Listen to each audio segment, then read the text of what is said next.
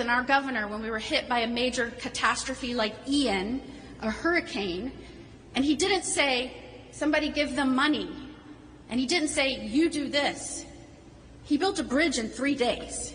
He got it done. I told him that's what he should have ran on when he ran for re-election. That was it. The motto should have been a bridge in 3 days. And so what we need is the president to acknowledge that these agencies, not just Secret Service, but DHS, in which it is housed, are under his purview. That is what the people elected him to be, our commander-in-chief and the head of an executive branch which is made up of agencies. And that means when something happens and goes wrong, you are in the details and you are formulating a plan, and it may not always be just about money. It's about leadership. And right now, the American people need to know we're on this. Sometimes states have the ability and the jurisdiction to bring charges and go after maximum penalties that maybe the federal government does not.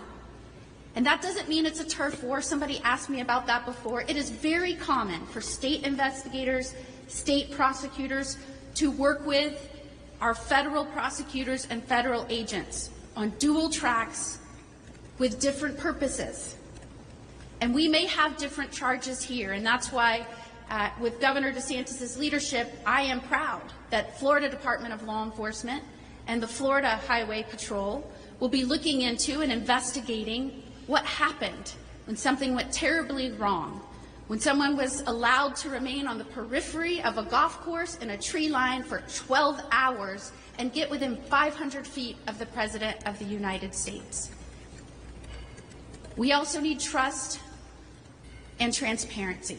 And that's why I'm very proud of the state of Florida for stepping up and this governor for stepping up and delivering that to Floridians and the American people. It is awkward, to say the least, to have a prosecutorial agency and an investigatory agency that is bringing charges and seeking to put the victim away for life being the same agency and prosecutors that are going after the would-be assassin. And so we're happy to make sure that the American people and Floridians feel confident that we're protecting one of our own, that we're investigating this to leave no stone unturned, and that is to protect the life of the once and potentially future President of the United States, Donald Trump. So thank you, Governor DeSantis, for trusting us and our agencies with this important work. Okay, Mark Glass, FDLE.